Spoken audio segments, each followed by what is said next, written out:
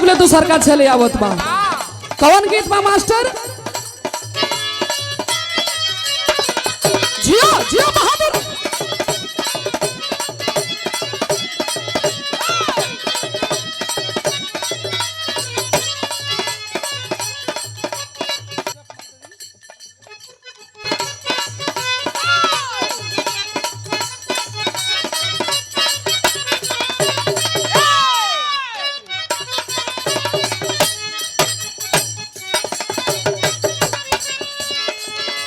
कोनो दुल्ही के दुल्हा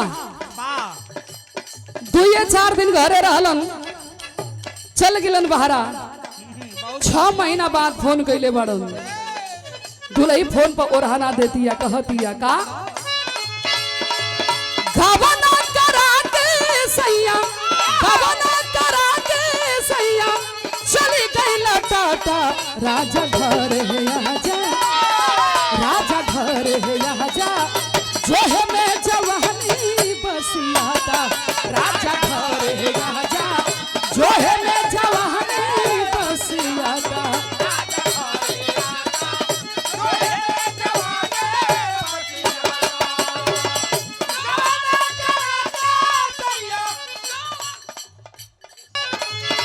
गवना करा के सैया, गवना करा के सैया, चली गई टाटा राजा घर है आजा, राजा घर है आजा, जो है मैं जवानी बसियाता, राजा घर है आजा, जो है मैं जवानी बसियाता, जो है मैं जवानी बसियाता। एक लाइन और कहे लाली बाली बिटिया पिया करता सवाल हो,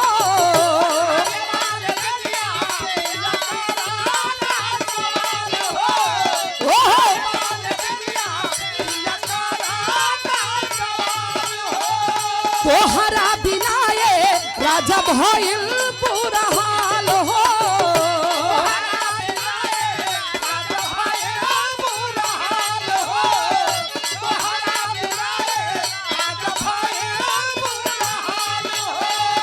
अब की नई राजा, अब की नई राजा, होई बड़ा घाटा राजा घर है आजा, राजा घर है आजा, जो है मैं जवानी बसियाता, राजा घर है आजा, जो है मैं जवानी बसियाता।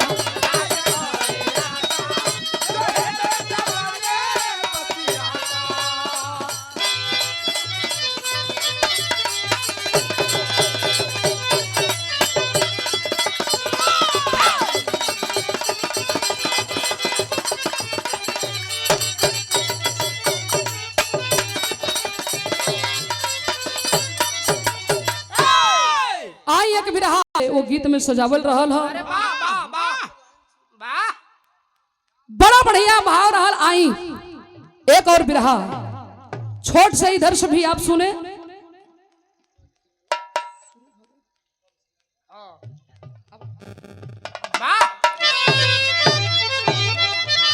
बड़े बिया है आप लोगों ने सुनले होगा। अब बड़े कलाकार बिरहा गवले हुई हन। 10-15 मिनट के बिरहा बा, जवन हम बिरहा गावे जात ही ऐसन बिरहा आप लोगन सुनले ना होबा, ना ऐसन बिया देखले होबा, ऐसन बिया कैले होखबा। आइए मास्टर वाह।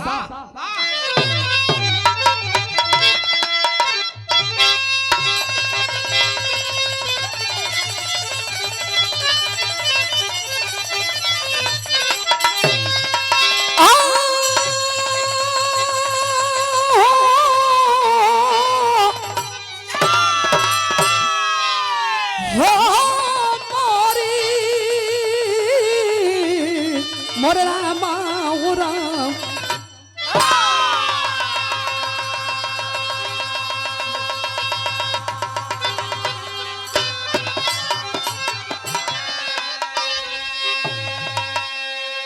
ए बिरहा में 4 लाइन भूमिका बा। सुधीर जी बिरहा गौलन की एक के संगे चारों भाई के भी बियाह हो गई। ई बियाह करा के अयोध्या नगरी में पहुंचा दिलन। लेकिन हम जहां से बिरहा गावत हई अभी बिरहा अयोध्या से कहीं और जाई। देखा पहले के जमाने में बिरहा यही तरह लड़ा के होती। आजकल के कुछ कलाकार ऐसा हुआ सुधीर सिंह लड़ के गावत अरे 5-10 मिनट के उगा लेनी तो चपक के खेबी रस गावा एक बिरहा में और नियरा करके कहानी खत्म। लेकिन देखे आज भी पढ़े लिखे लोग बैठे हैं, हमारे बाबा पुरनिया लोग बैठे हुए। बिरहा के कलाकार केवल मनोरंजन की चीज नहीं हुआ करते हैं। जानते हैं क्यों? हम कलाकार बिरहा भी गाते हैं, मनोरंजन भी करते हैं, लेकिन अपने बिरहा के माध्यम से कुछ बात संदेश ऐसा समाज में दिहल जाला कि जैसे पब्लिक में एक नई सीख मिले। तो आई 10-12 मिनट यही तेरे रुआ सब शांति बना के बैठी। लगता तिलक भी चढ़ा था, बिहार से तिलक आइल बा। अब इन तिलकहरू लोगन के मुंह हमन के ना देखनी जा दोनों गवैया मुंह चला देख लेबू मुंह देखबू। अरे भाई बिहार से तिलक आइल है। हाँ तिलक 10 मिनट पहले चढ़े गई है। सुधीर जी पूरा गा लेलन। कोनो जरूरी है कि पैसा लेके यहाँ लोगन तब्बे अच्छा मारा के बिहार के नाम बनावत हुआ लोगन। बिहार का पॉकेट मार अरे जौने 10-20 ना 2-4 रुपया दे के गवैयन से मिल ले होता नु। आई हां लोग आई हां घबरा मत। अच्छा इनसे बात भइल है। हाँ ऐसे वो धीरे के ना हुआ। भूमिका कोई बात ना है, जितने लोग आए हैं उनका स्वागत है। हम तो ये पता कह देनी तनी माल पानी आवेला तो हमनों के मन लगेला। आ तिलकहरू भाई ये समय तो उत्तर प्रदेश वाले ही लोग चपल हुन। जितना भी इनाम आइल उत्तर प्रदेश ले ही इनाम आइल, बिहार से ना आइल। बिहार के भी धरती कम ना आई आई तनी मूड पानी बनी तब आई। भूमिका है मास्टर कैसे?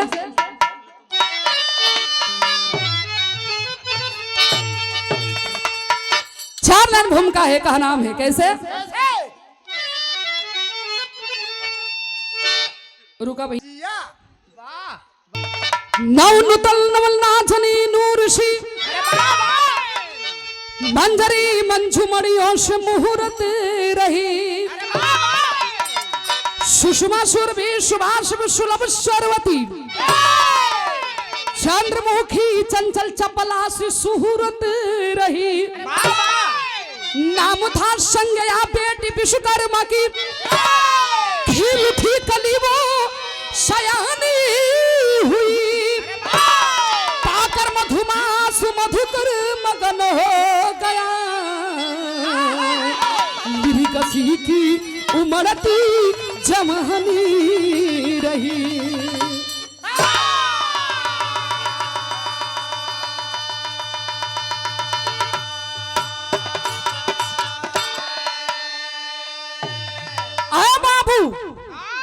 नौनतल नवल नाचनी नूरसी मंजू मणियों से मूरत रही।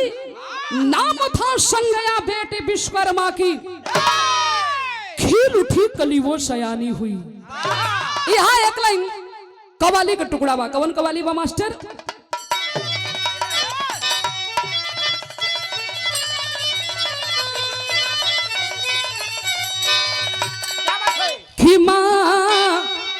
झूब बनो मौला के लिए, कि माँ झूब बनो मौला के लिए। अल्लाह है सबके सीने में।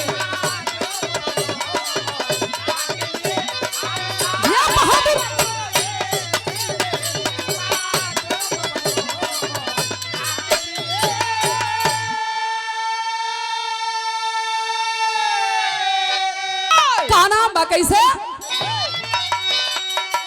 प्यार मोहब्बत। इस साला प्यार ऐसा शब्द है कि जहां धैलस ना हमार जिंदगी आबाद हो गई। जिंदगी आबाद होले कि बर्बाद होले अपने पार्टी में ही हारमोनिया वाले के दिन दशा देख के समझ सकेला। का है रोज कार्यक्रम भाई आदमी राती के गावत ह, हाँ दिन में जेव नींद लगत ह, पार्टी में 2 आदमी पार्टी में 2 आदमी डिस्टर्ब करके रखले रहत हूँ। वो तो कहा कि एसी वाला फैन चलेला तो थोड़ा नीचे आवाज कम आवेला। दूसरे तल्ला पे लोगन सुतेलन। एक जनी फोन करियन कहियन के करे गेहुआ रखाइल कि ना आई कहियन कभी रुक जो 15 ले गायन जी कहले ही कि छोड़ दे। नजदीक बिरहा रही तो ओमे एक दिन के मौका लगा के चली आई। ई झंडा कवारे बदे परेशान रहेलन, आई गेहूं रखे बदे परेशान रहेलन। 2-4 घंटा सूत लेवे देवी। अच्छा अच्छा अच्छा बिरहा में भाव है, कहा नाम बा कैसे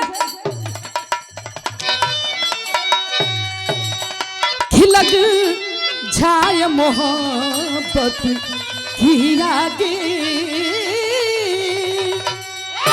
खिलग जाय मोहब्बत की आगे, कैसा हवन बुझा दे तो जाने बहादुर।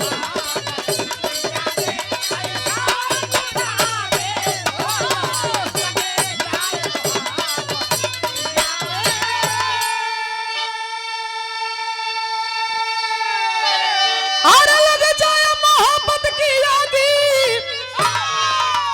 कैसा मन बुझा दे तू जाने कि है प्यार के कितनी गहराई, कि है प्यार के कितनी गहराई, कोई यहाँ के बता दे तो जाने।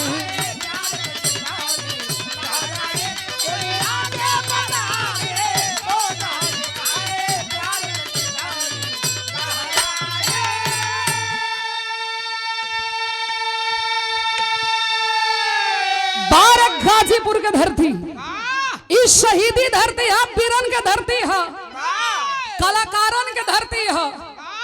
स्वर्गीय बिरजू उस्ताद और हमारे बिरहा के सरताज स्वर्गीय शिव मूरत उस्ताद की धरती है।